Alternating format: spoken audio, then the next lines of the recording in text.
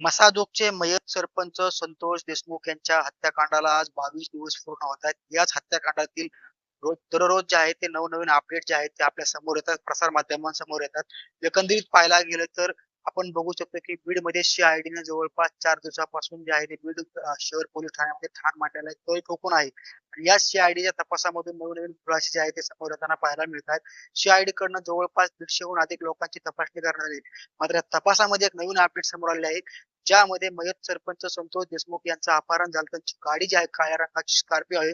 तिचा नंबर आहे MS 44Z93 33 अशा नंबरची गाडी जी आहे ते या ठिकाणी पाहू शकतो. आणि याच गाडीमधनं जे 2 मोबाईल जे आहेत ते पोलिसांच्या आणि सी-आय-डीच्या हाती लागलेले आहे. हीच ती गाडी आहे, ज्या गाडीमधनं मयत सरपंच संतोष देशमुख यांचं 9 डिसेंबर रोजी अपहरण करण्यात आलं होतं. त्या अपहरणाच्या नंतर मयत सरपंच संतोष देशमुख यांची निर्घृण अशी जी हत्या करण्यात आली, हीच ती काळ्या रंगाची स्कॉर्पिओ आहे. ही जी स्कॉर्पिओ जी आहे ती बीड पोलिसांनी ताब्यात घेतलेली आहे. ती सी कडे वर्ग करण्यात आलेली आहे. ही स्कॉर्पिओ जी आहे ते मुख्य आरोपी सुदर्शन गुले, जो की आरोपी फरार आहे. ह्याच त्या गाडीचा MS 44Z9333 अशा रंगाची काळ्या रंगाची स्कॉर्पिओ आहे. आणि या स्कॉर्पिओ मधनं 2 मोबाईल जे आहेत ते सी-आय-डीच्या हाती लागलेले आहेत. आणि याच मोबाईल मधनं नवनवे खुलासे जे आहेत ते मोठे-मोठे खुलासे जे आहेत ते समोर आलेले आहेत. एकंदरीत पाहायला गेलं तर त्यातला एक मोबाईल जे आहे ते मुख्य आरोपी सुदर्शन गुलेचा आहे. त्या मोबाईल मधनं 16 फोन जे आहेत ते एका मोठ्या नेत्याला केल्याची माहिती देखील समोर आलेली आहे.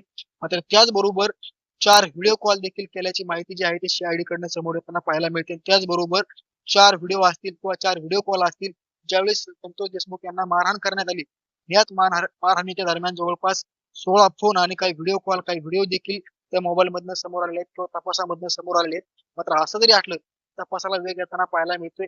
ज्यावेळेस मयत सरपंच संतोष देशमुख यांचं अपहरण आणि खून करण्यात आला, याच घटनेला आज 22 दिवस पूर्ण होतात आणि सी तपासामधनं मोठी माहिती म्हणावी लागेल तर 16 फोन जे आहेत ते एका मोठ्या नेत्याला झालेले आहेत. तोच फोन मोबाईल जे आहे ते या गाडीमध्ये सापडला होता. 2 फोन जे आहेत त्या गाडीमध्ये सापडलेले आहेत.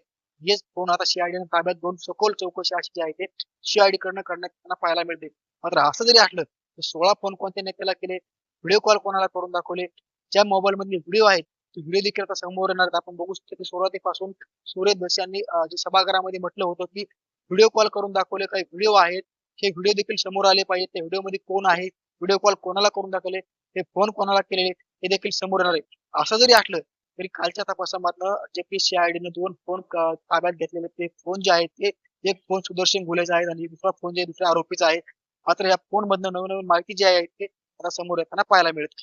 मुंबईत योगेश काशीद, बीड.